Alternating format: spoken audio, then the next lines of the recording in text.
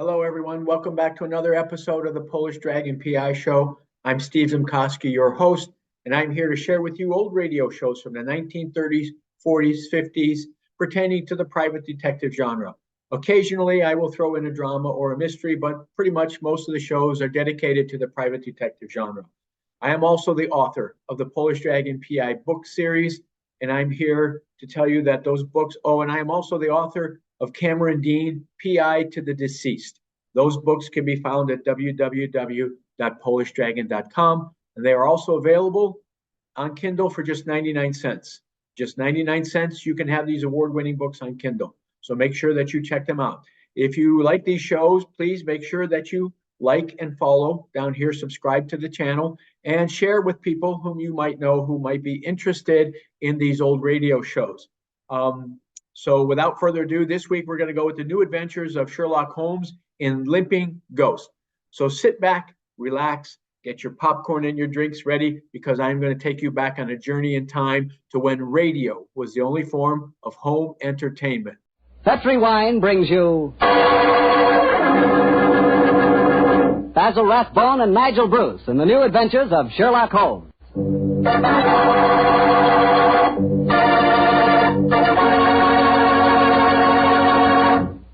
The Petri family, the family that took time to bring you good wine, invite you to listen to Dr. Watson tell us another of his fascinating stories about his old friend, that master detective, Sherlock Holmes.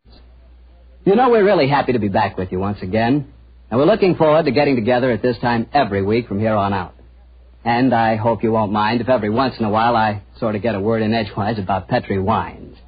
You know, and I really mean this, Petri wines are wonderful wines. For instance, right now, I wish I could give you a glass of Petri California port. You could hold that Petri port up to the light and look at its clear, deep red color. You could smell that luscious grape aroma. And best of all, you could taste that Petri port. What a flavor. That Petri port just sort of rolls around on your tongue, and oh boy, is that ever good. Try Petri port after dinner some evening, or try it when some friends drop in. You can serve it proudly because, after all, the name Petri is the proudest name in the history of American wines.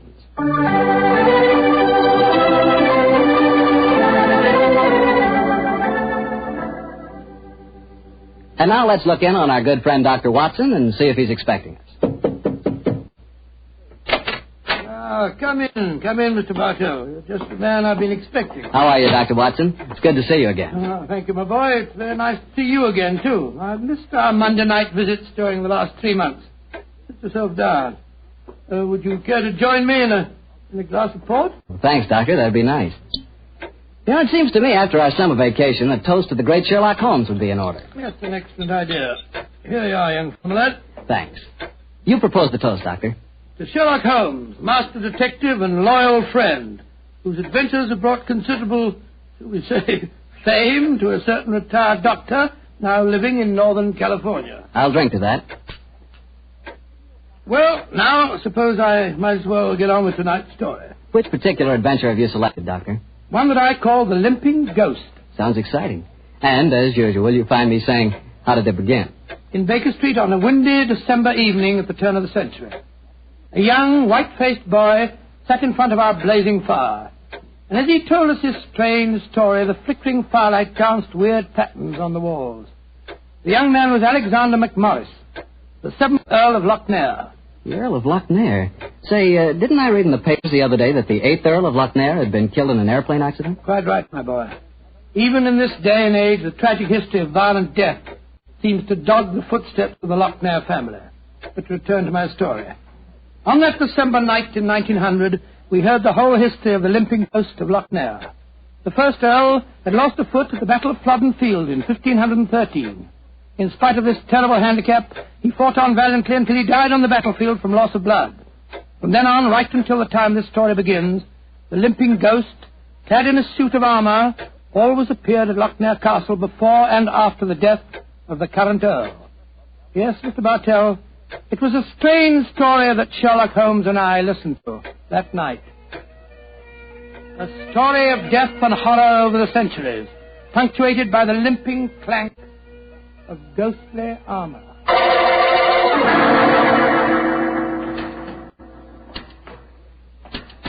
The lady, I have terrible news for you. Your husband, the Earl, was killed in the explosion that destroyed Lord Darnley.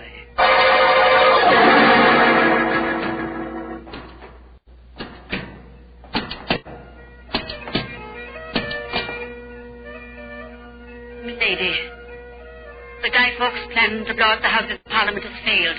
Your husband is in the Tower of London. They say he's to be hanged, drawn and quartered.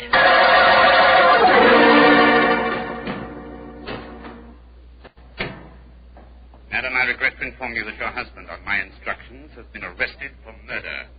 I have no doubt that he will hang. And that's the story of the Loch Ness, Mr. Holmes. You were instrumental in sending my great uncle to the gallows, a fate which he richly deserved, I'm told. So it seemed only natural to come here to Baker Street and consult you now that I'm in trouble. I shall be most happy to do anything I can to help you, sir. I don't remember anything about your sending the Earl of Lochnair to the scaffold, Holmes. Well, he did, Dr. Watson. Oh, really? And the servants had always sworn the ghost really did walk at midnight on the day that he was hanged. Indeed. Now, sir, I suggest that you tell us what problem brought you here. The ghost is walking again, Mr. Holmes. You know what that means. According to the legend, that the present Earl will die. Exactly. And as I'm the present Earl, you can see why I'm rather worried. Am I to understand that you've actually seen this ghost yourself? Yes, Mr. Holmes. The night before last, Betty, well, that is, Miss Noel and I were sitting in the dining hall in front of the fire when we heard a strange sound up in the musicians' gallery. We looked up and in the moonlight saw a ghostly figure in armor limping towards the staircase. Oh, gracious me. My dear sir, you're certain that you really saw it? Moonlight can play strange tricks, you know. There wasn't any doubt about it, Doctor. We both saw and heard it. What did you do? I started to go towards the stairs, but as I did so, Betty screamed and then tumbled to the floor in a heap. Fainted, I suppose. Yes. While I was reviving her, the ghost disappeared. Who's staying with you at Lochnair Castle at the moment? Well, there's Betty Nolan. She's the sister of James Nolan. He looks after my estate. Betty and I are engaged to be married. Oh, Thank you. Yes, indeed. Anyone else staying with you? Yes, a distant cousin of mine, Jared K. McMorris, an American. He turned up in England a couple of months ago with his son Walter. They're both with me at the present. A distant cousin. That's right, Mr. Holmes. Actually, they're descendants of a more than usually black sheep branch of the family. I don't know how long the old man's going to be with us, though. If you ask me, he's a dying man. How do you say that, sir? As far as I can gather, he's been wasting away for years. It's only a question of time before his strength fails him entirely. I was hoping perhaps you could take a look at him, Dr. Watson. That is, if I could persuade you and Mr. Holmes to come and stay at the castle for a few days. Well, what about it, Holmes? It's an intriguing problem, Watson. The current Earl of Lochnair would seem to be in danger. A cousin of his is dying of an obscure disease, and the ghost of Lochnair Castle is walking again. Yes, it's an irresistible invitation. I see no reason why we can't leave on the Scotch Express tonight.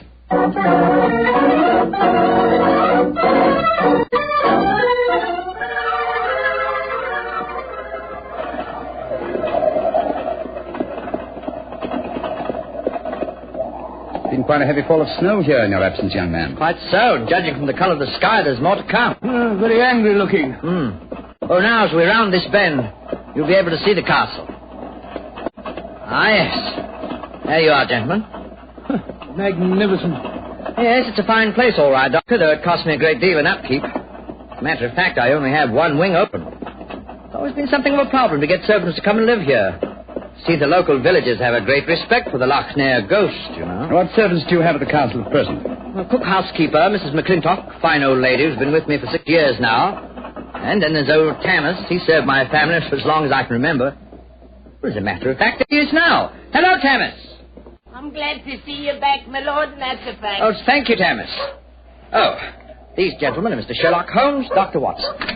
Good day to you, gentlemen. How do you Good do? day, Thomas, good day. Before I get the trap round to the stables, I may as well break the news to you. Yes, what's happened, Tammas? It's your cousin, my lord. Poor old Mr. McMorris. He's dead. What? Died early this morning. God rest his soul. Dead. I'm very sorry that I arrived too late to be of any help. Well, thank you for telling me, Tammas. Oh, you may take the trap round now. Aye, sir. I'll bring the baggage early. So he's dead. Well, I can't say it's unexpected, but it is a shock, nevertheless. I'm sure that it must be, particularly as you yourself told us you saw the ghost of Lochnair the night before last. In which case... In which case, Watson, I think we may reasonably expect another visitation. Perhaps before the night is over. Shall we go in?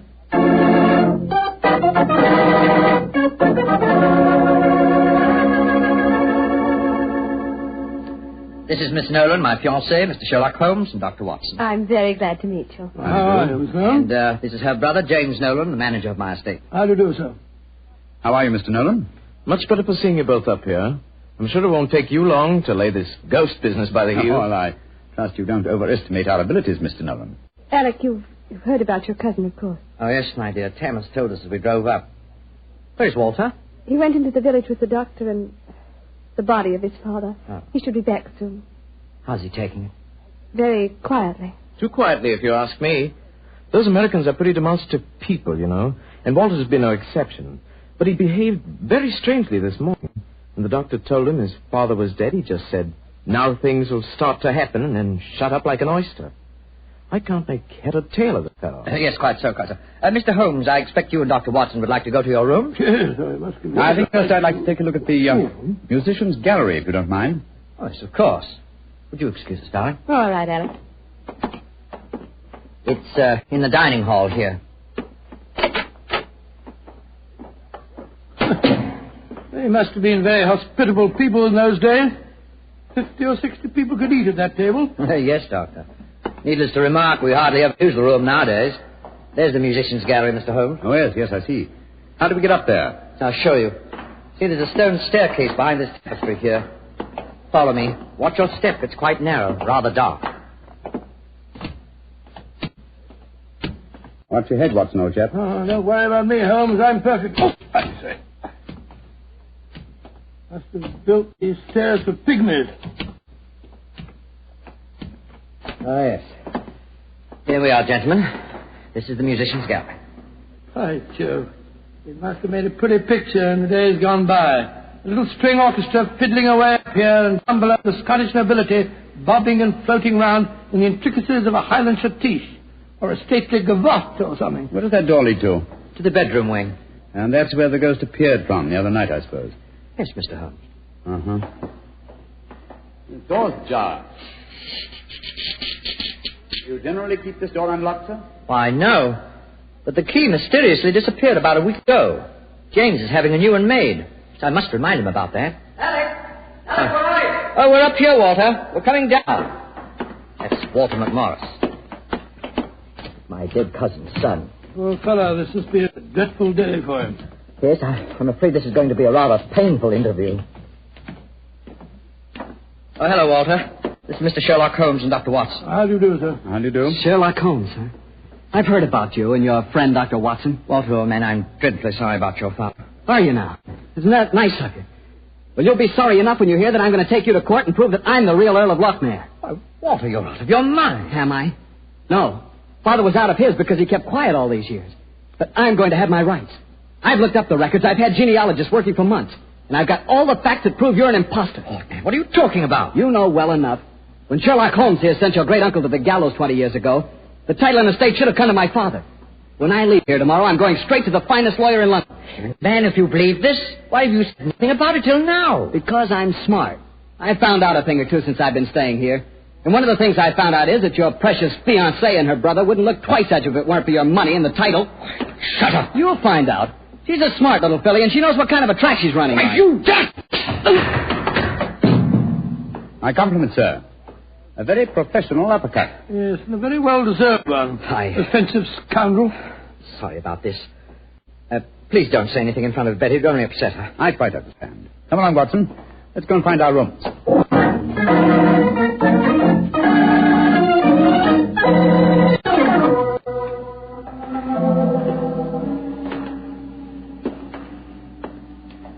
Holmes, it's nearly dinner time. Why are we wandering about here in the dark instead of having a glass of sherry with the others in the library? I'm a conscientious practitioner, Watson. I'd like to earn my fees. It occurred to me that a further examination of this dining hall might prove profitable. Well, personally, Holmes, I think you're wasting your time on this case. What makes you think that, old chap? It's perfectly obvious that young American fellow was impersonating the ghost a few nights ago. He knew his father was going to die, and he wanted to build up the legend so as to make his own claim seem more believable. Well, that's very sound reasoning, Watson. Though to be logical in his deception, he should repeat the performance now that his father is dead. Well, ghosts only walk at midnight, so why don't we go and have a glass of sherry? What is it, Holmes? Someone's coming in from the library. The lighted candle. Yes? Who is it? It's me, Mrs. McClintock, the hostess. Oh, gracious me, you gave me quite a start. I heard voices and I knew the candles were not alight in here, so I came in to see who it was. You're watching for the ghost, I suppose. Well, you'll no be disappointed, gentlemen, though you may see more than you bargained for. Those that meddle with ghostly things they do not comprehend are playing with something much more dangerous than fire. Fire burns. But the shades on dead people... Holmes! Look up there, the gallery. The door's opening. It's the ghost. Aye, here he comes, the poor body. See the armor on him, and the way he's dragging one leg behind him. Yes, it's really quite an effective impersonation. And the twilight provides most appropriate lighting for his play acting, too. You mean it's the young American? Of course. Look behind him. There's another figure. Yes. Dressed in the same kind of armor and carrying a sword. King's foot, Watson. The ghost has seen him. He's turning. The second figure's raising his sword. Look out!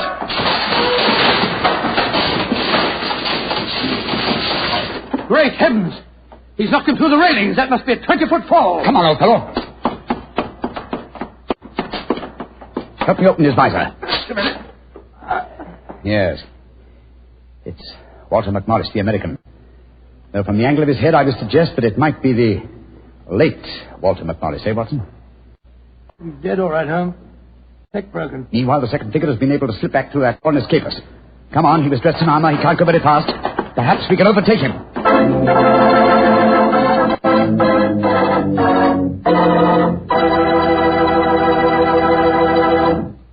Dr. Watson's story will continue in just a few seconds, which is all the time I need to tell you about Petri California Muscatel. Ever try Petri Muscatel?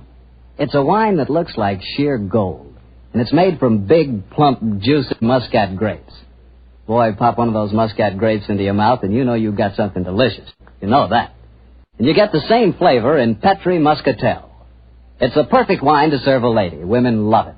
And that best time to serve it is after dinner or on a Sunday afternoon, you know, times like that. But just make sure it's Petri Muscatel, because that's the way to make sure it's going to be good. Remember, Petri.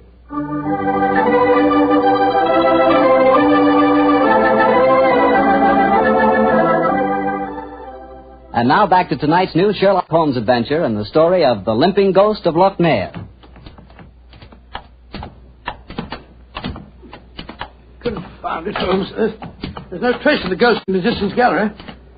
We gave him too much of a start, I'm afraid. Of course you didn't find him.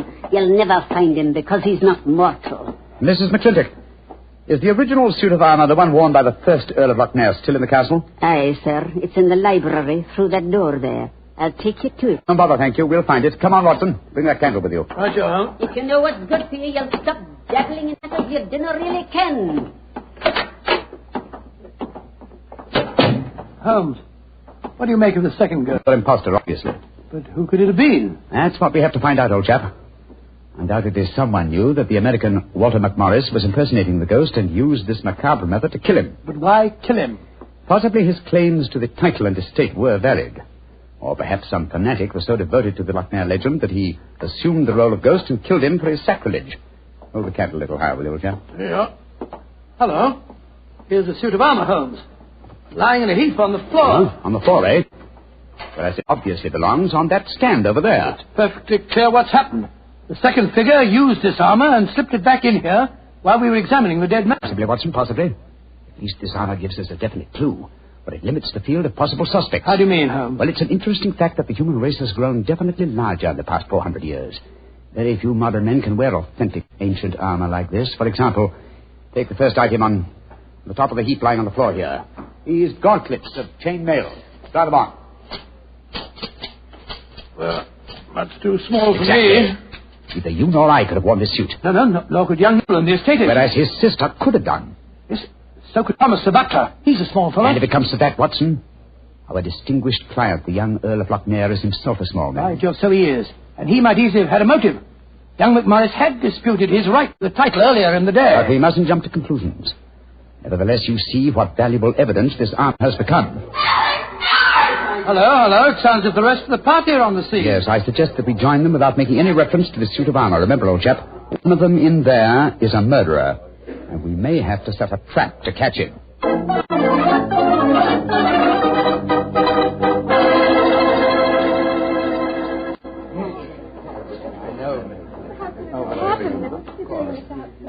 Are you sure he's dead, Dr. Watson? There's no doubt about it. His neck was broken instantly by the fall. It's dreadful. Father and son both dying on the same day. And you said the real ghost came up behind him, Mr. Holmes, and struck him so they crashed through the railing up there. I said another figure dressed in armor killed him, Mr. Nolan. It was a real ghost. I saw him with my own 2 eyes. He killed that man for trying to bring shame on the name of Lochnair. Shouldn't we get in touch with the police? How can I get a message to them tonight? Have you looked outside? We're almost completely snowed in. Snowed in. Oh, Alec, I'm frightened. Hush, darling. There's nothing to be afraid of anymore. No, at least we have the assurance that the ghost will not limp again. Why? Well, the murderer has no further motive for impersonating the ghost. To walk now would be to support the dead American's claims. No. We shall spend a quiet night, and tomorrow I shall communicate with the proper authorities as to my quite definite notions regarding the murderer's identity. But if the ghost should walk again, Mr. Holmes? Well, then, sir, I shall know that at last I've encountered a truly supernatural crime and shall retire from the practice of detection.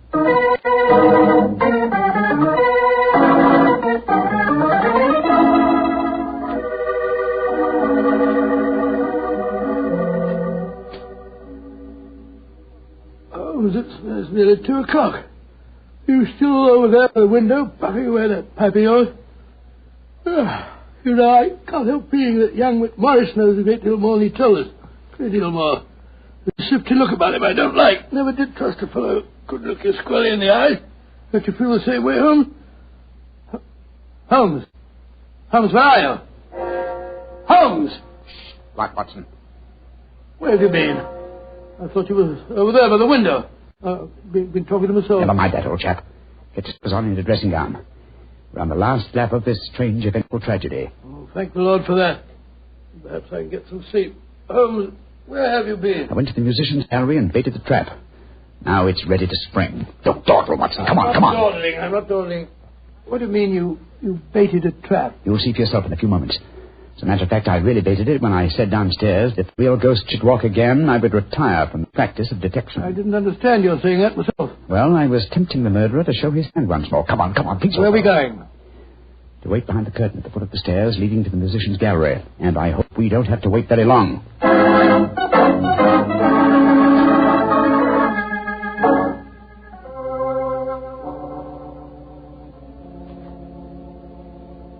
Holmes, I'm getting a crick in my neck trying to peer through this wretched curtain. How much longer do we have to wait? Until our murderer arrives. You certain he'll come? Not certain, but hopeful. Extremely hopeful. You know who it is, don't you? Yes. But my proof is too thin for a court of law. I must catch him in the act. Here he comes. Splendid. Let's go up and grab him. No. They walk into my trap. He's coming towards the head of the stairs. Oh! Great Scott! Exactly. A simple piece of wire stretched across the gallery is remarkably effective, even with ghosts. Come on, Watson. Help me off with his visor. There we are. Good Lord, it's James Nolan. Exactly. What happened? You walked into a simple trap, my friend. I'm afraid the next trap will be more lethal, for it will undoubtedly prove to be the one beneath the gallows.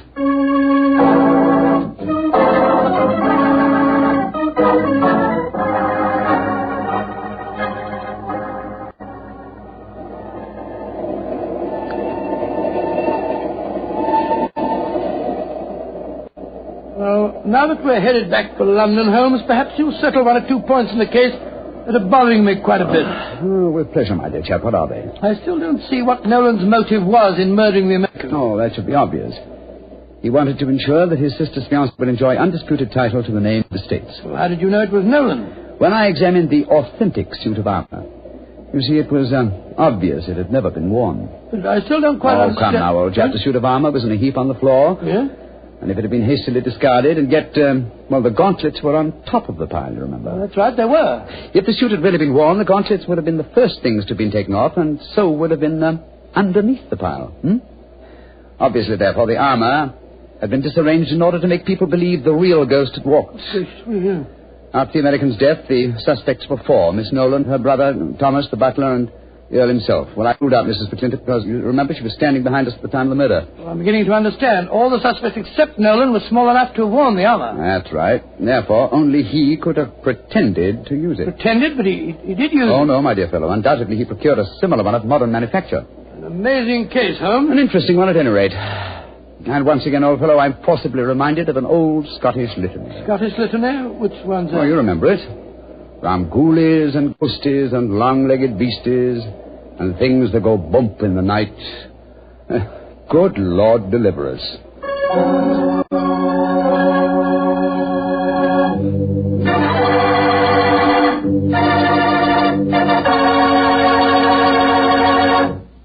Well, Doctor, that was really a swell story. You know, for a while there, I was beginning to believe in ghosts. Well, I'm ashamed to admit it, but at the time, so was I. You know, this sounds silly, but I bet it would be fun to be one of those legendary English ghosts. You know, go around sticking your nose into everybody's business and playing practical jokes like mad and nobody able to figure out who did it.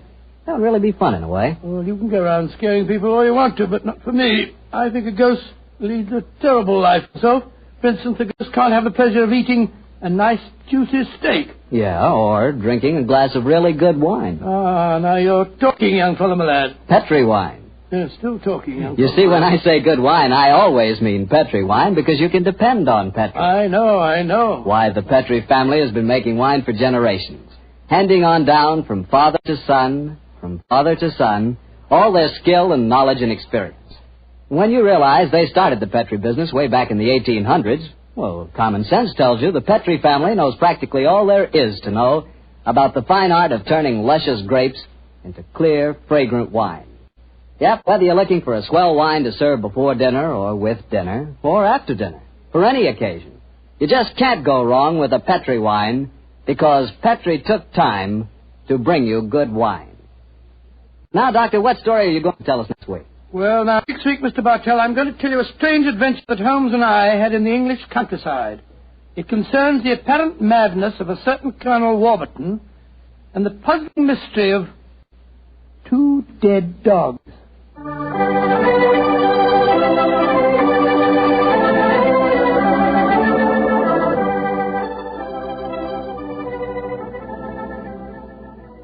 Tonight's Sherlock Holmes adventure is written by Dennis Green and Anthony Boucher and is based on an incident in the Sir Arthur Conan Doyle story, The Crooked Man. Mr. Rathbone appears through the courtesy of Metro-Goldwyn-Mayer, and Mr. Bruce through the courtesy of Universal Pictures, where they are now starring in the Sherlock Holmes series.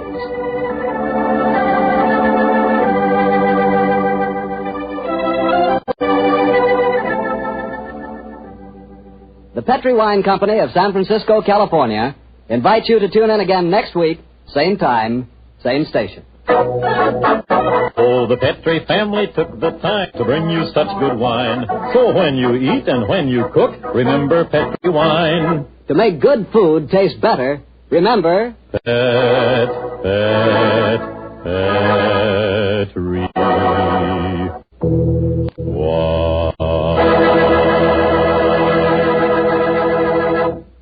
This is Harry Bartell saying goodnight for the Petri family. Sherlock Holmes comes to you from our Hollywood studios. This is the Mutual Broadcasting System.